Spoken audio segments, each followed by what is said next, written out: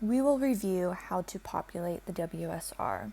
So when filling out the WSR, everything's going to be done in Rent Manager, and there are only a handful of places where you can fill in information to edit the WSR. One of the main areas is going to be in the Property tab in Rent Manager. So when you open up the Property tab, go to your property, and then you're going to want to hit the WSR2 tab. So you can see I have the property screen open, and then go to the WSR2 tab.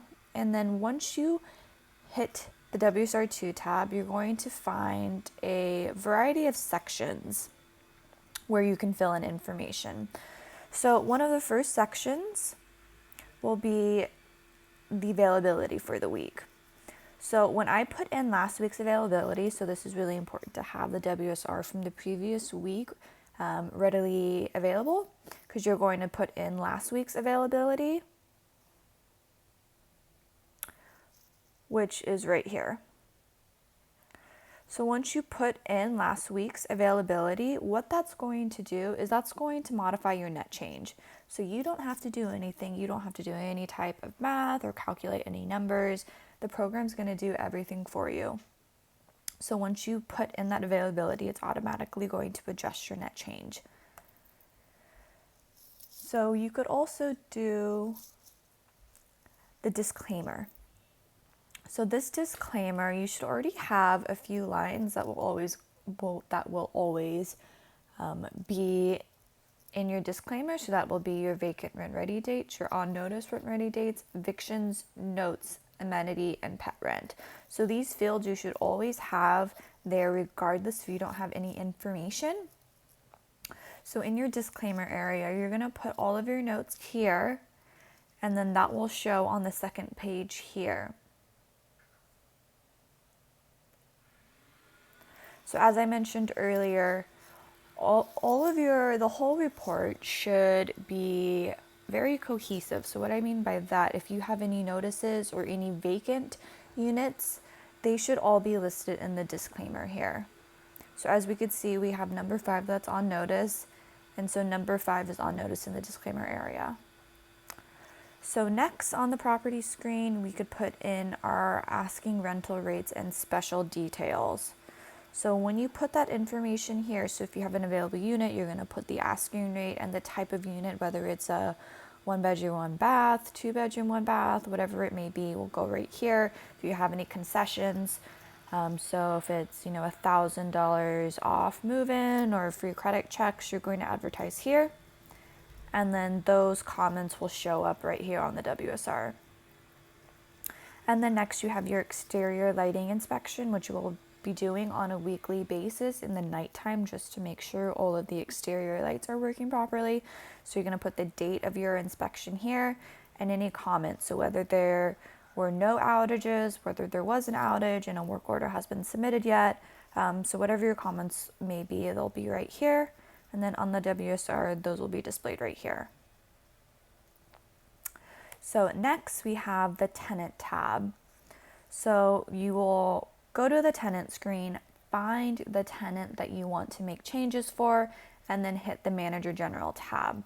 So what you'll be doing here is you'll be editing any notices, any evictions, any canceled notices or canceled rentals, and then you could also put the move out reason if you do have someone who is going on notice. So those will be edited all in the red. So we have any cancellations, that will be right here. If you do have a canceled notice or a canceled rental, just check this box and then put in the date, and that will be displayed right here. Evictions. So if you have an eviction that has just been initiated, so if you just started that within the week, you're going to be checking this box and then put a date. If you have an eviction that is pending, so it's in the process of maybe going through the courts or any type of hearings, you're going to hit yes right here. And then this box right here, if you have an eviction that has been locked out or moved out. So this is the final stage. So you will be checking this box and then putting the date of the lockout or the move out. And that will display right here on the first page. And then it'll also display right here with that unit number on the second page. Any notices this week. So if it's a new notice, it's going to be displayed right here on the new notice section. And then if that unit is still on notice the following weeks, it's going to be moved down to right here. And you'll notice it also be displayed the number right here. Any move out reasons. So when you have a new notice, you always need to put a move out reason, whether it be, maybe the rent's too high or maybe they relocated. You need to put that reason right here. And that reason will be displayed right here with the new notices. So next we have the unit tab. So when you go in Rent Manager and hit the unit screen, you're going to come to WSR2. And right here, you're going to pick the unit. And if this unit was vacant and it is now rent ready, you're going to notate it right here. Just hit the drop down and hit yes. And what will happen is that will be displayed right here. So say you have one vacant and the rent ready date just passed this week and maintenance let you know that the unit is rent ready, you're going to go ahead and notate it as yes. And then lastly, some other miscellaneous information. Any type of prospect communications or walk-in traffic, remember when you fill out any new prospects right here, that will automatically populate in these areas right here. If you have a new rental, anything that has been pre-rented, that will show up right down here. So once you convert a prospect to a tenant, for example, in the tenant screen, you're going to go to OTR and lease to. That offer to rent date is super important. So this is where you're going to select when they sign that offer to rent date.